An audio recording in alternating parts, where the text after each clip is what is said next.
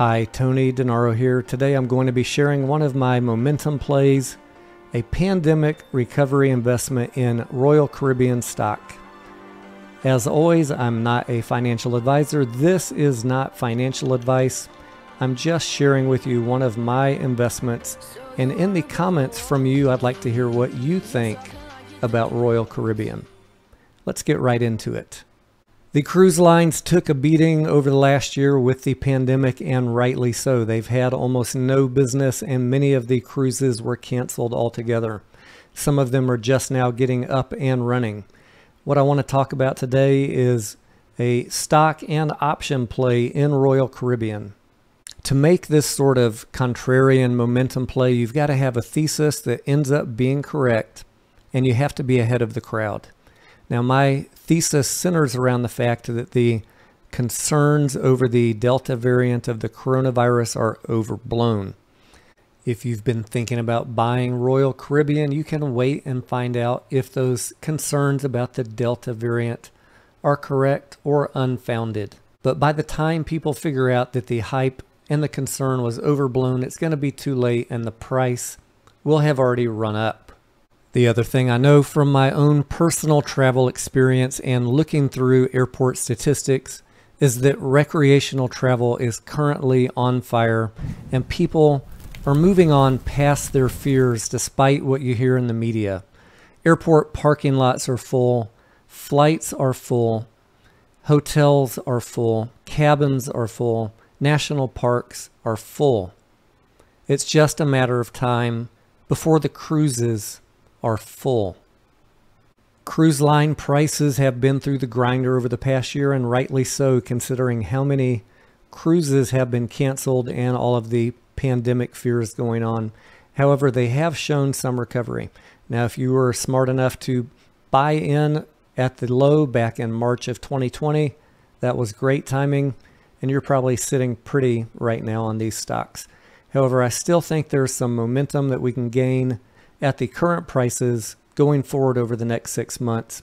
And that's what I'm going to talk about on both a stock and a call option play. All of the cruise lines right now have their own unique problems, having taken on additional debt throughout the past year to survive with no ships running. Although, if we take a look at Royal Caribbean now, they have more than half their fleet up and running, with the remainder anticipated to start service at the end of August 2021. So not that far off. If we look at the Google trend line for cruise tickets, we can see that there is starting to be an uptick in the number of people looking for cruise tickets. Let's take a look at the chart and think about what the crowd is doing right now. Since the beginning of June, when the stock hit $96, we've been on a steady downtrend to the current price of $77. Now, we have a level of support in Royal Caribbean at around $65, and we recently tested that a couple of days ago on Monday when the market had its slump. We're currently bouncing off of that. What I think is going to happen is that over the next 6 months, we're going to retest the highs and probably slightly surpass it, reaching a high of $103 by July or sooner of next year, as the fears of the Delta variant of the coronavirus kind of simmer down. Now, how can you make money off of that?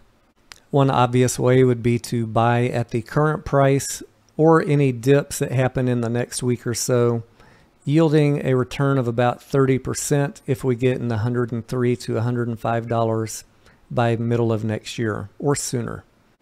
Another play that I like is the $100 January 2023 leap options.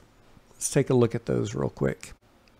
Now, I've plugged into the chart here a couple of different price outcomes for the stock, ranging between $95 and $105 between August next month and January of 2023.